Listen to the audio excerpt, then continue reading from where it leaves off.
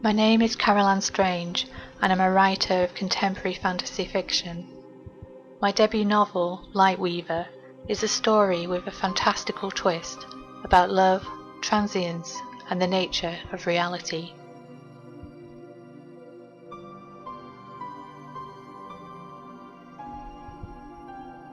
The story begins in the spring, in the sleepy, timeless landscape of the English Lake District. Strange and inexplicable things are happening in the shadows of the Lakeland Fells. Light orbs dance over mossy crags, symbols miraculously appear in grassy lowlands, and Callie Silverthorn keeps disappearing into other worlds.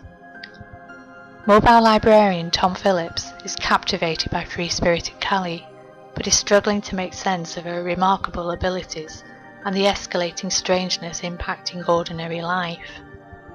As beliefs are challenged, Tom and Callie's love becomes the only constant in a questionable reality, as they face the heartbreaking realization that Callie may soon disappear for good.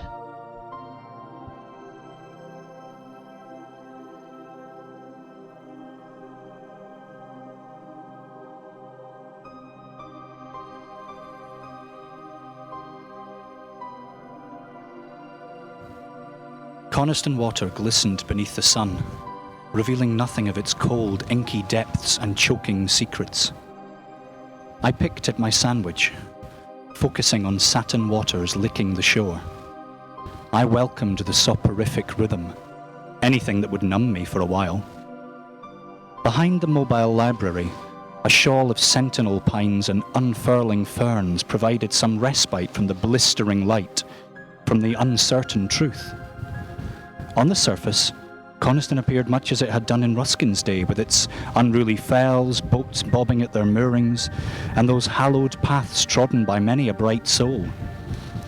It sang of permanence, a world captured in a snow globe. Yet even here things were changing. The earth was trembling beneath our feet. Scientists had recorded unprecedented seismic activity in the area and far too many strange weather days. The locals were blaming climate change, but the problems, as I was coming to realize, went much deeper. And other changes were taking place, strange, inexplicable changes. Normally I'd throw my troubles into the lake and leave them there. Not today. Callie was on my mind. When was she never on my mind?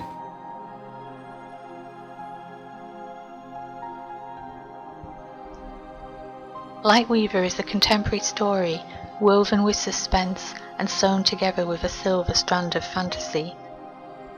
Within the novel's fabric, there is also symbolism and a lyrical rhythm inspired by poetry and music. My aim, with all my writing, is to take the reader on an extraordinary journey and leave them believing that all things are possible.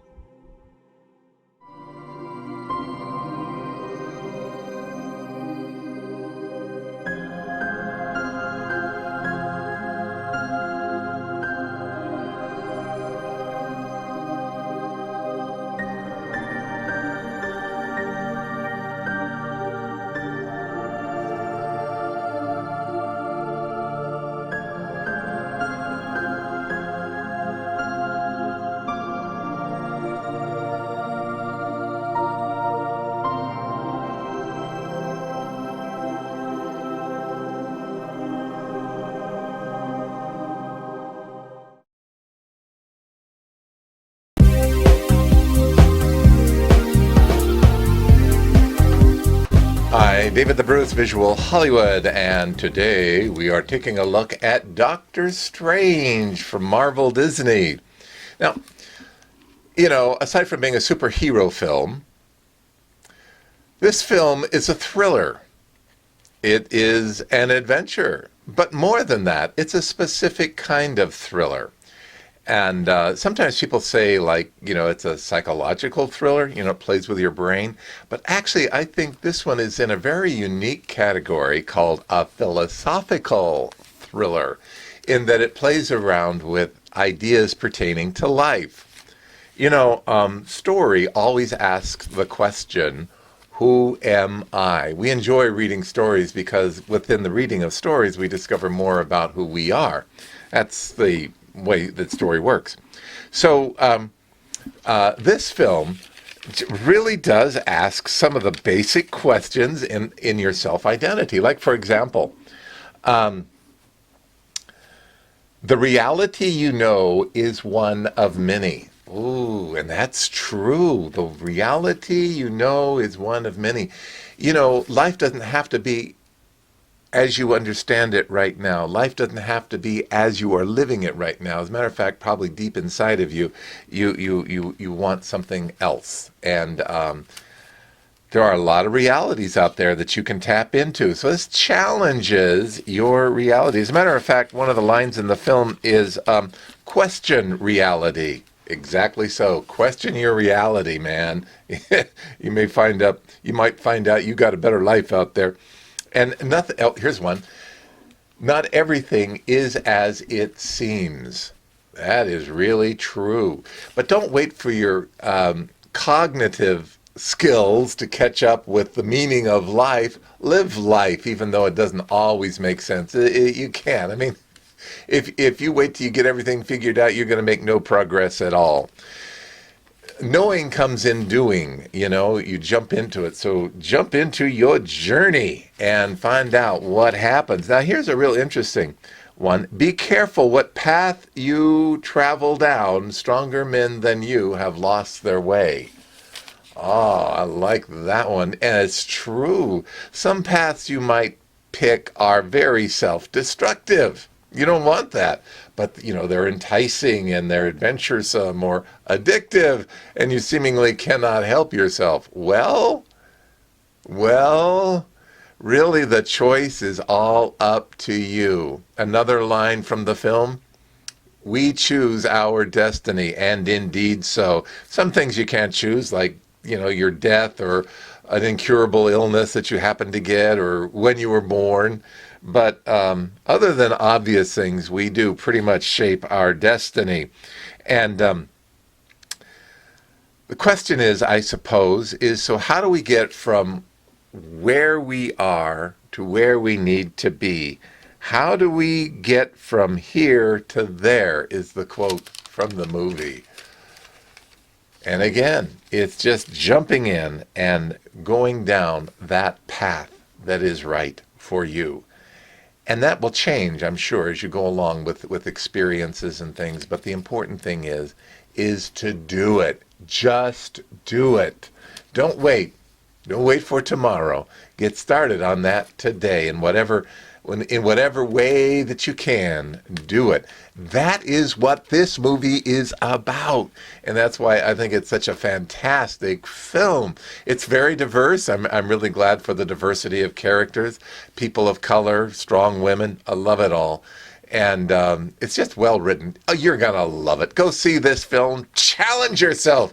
Change your destiny. I'm David the Bruce.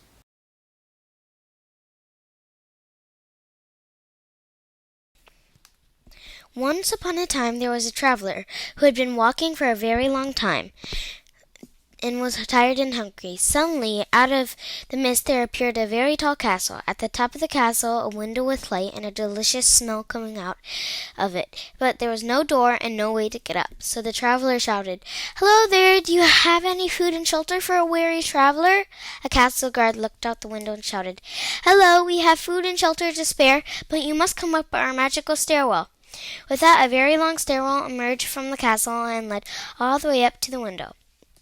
Each step after the first one was blocked by a magical gnome. The traveler stepped on the first step, but when he went to step on the next one, the gnome said, "Halt! To go to the next step, you must give me a gold coin." "But I have no gold coins," the traveler said with sadness. "I am just poor, weary traveler needing a place to lay my head." And the gnome said, "Well, then I guess it stinks to be you, doesn't it?" And then the whole staircase vanished. The traveler was mad. "Now look here," he shouted at the castle guard.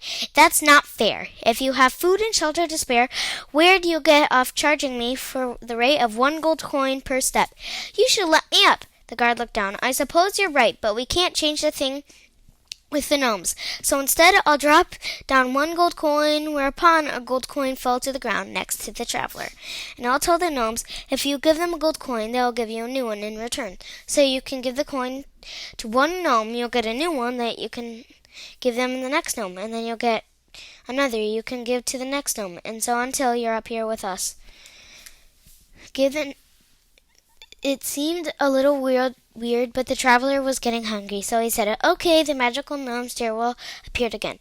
The traveler picked up his gold coin and started thinking about dinner. But alas, the stairwell didn't reach all the way to the ground.